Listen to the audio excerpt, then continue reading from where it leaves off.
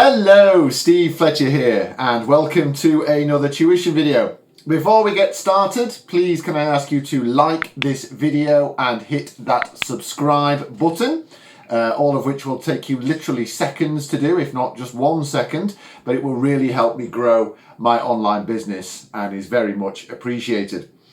Also, if I can ask you to head over to my website, the link is down there in the description. And there's the dog. Heading over to my website where you can find the tabulature for this and all of the songs that I've done. The tabulature is there for you. Also, what I will be doing over the next few months, it's August 2025 now, is I'm going to be putting together a little subscription service for those of you who want to help me out in that way as well, where you'll be getting all kinds of extra bonus material that only those members of those subscription service will be able to get. So things like behind the scenes videos, extra bits of learning, what I've used to get the sounds, all that kind of stuff and more. So please check that out. So today I'm heading into drop D territory, and we're going to be doing the Stereophonics song, The Bartender and the Thief. So the first thing I just want to do is what we mean by drop D. Guitarists in general say a lot of blurby things without actually then explaining what they actually mean. So drop D is the simple process where this bottom E string is lowered a full tone. So instead of being an E, it is down to a D. Now there's a couple of different ways that you can do this. The most easy and obvious way is to use a guitar tuner. If you use a chromatic tuner as well, rather than a guitar tuner, a guitar tuner generally, unless you tell it otherwise, will just tune the notes of your strings. So if you're trying to detune or put your guitar into a different tuning, sometimes they struggle a little bit. Whereas a chromatic tuner will just tell you what note you're playing, and you can then adjust it to the note, to find the note that you're wanting. And that's what you can do with drop D.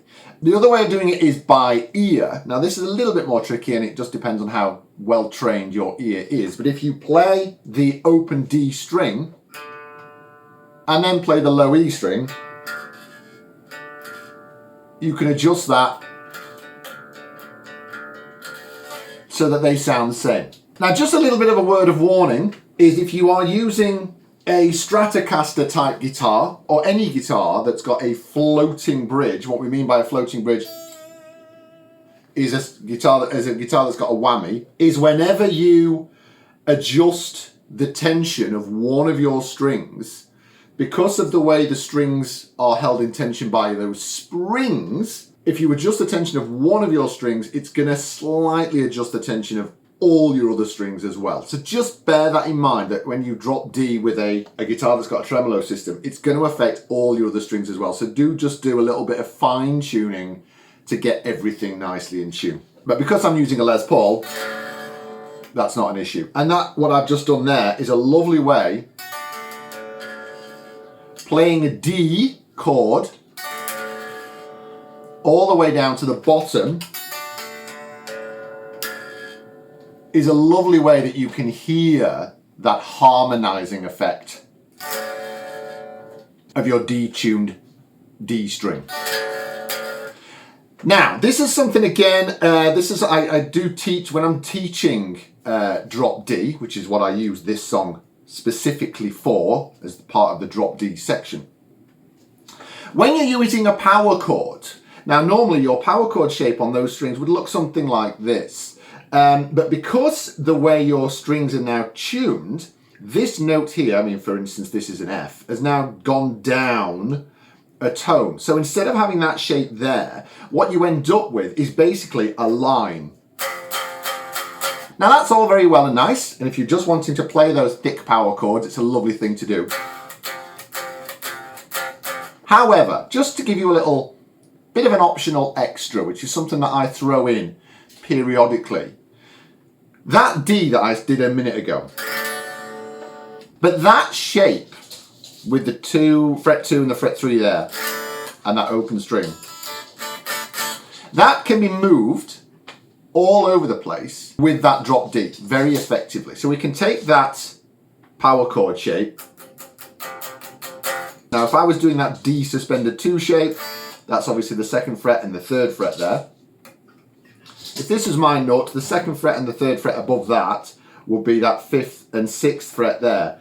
And I can put that same shape, that same D sus 2 shape there, and end up with a chord that sounds like this.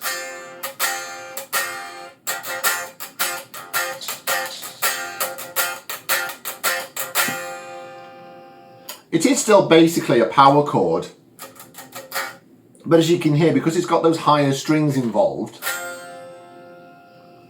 it just sounds a lot richer as a chord than just doing that. Don't get me wrong, there's moments where that is a very effective thing and that's the thing you should do. But just sometimes in those verses and stuff and those choruses where you might just want things to be a little bit thicker, a little bit more harmonically rich, doing something like that is a lot more preferable.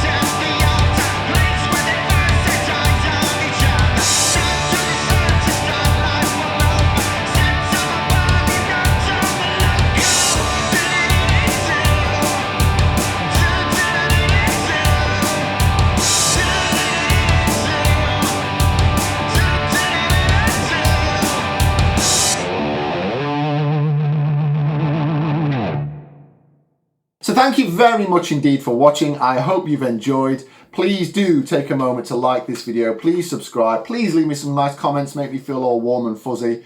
And we'll see you next time, boys and girls. Thanks ever so much. Bye now.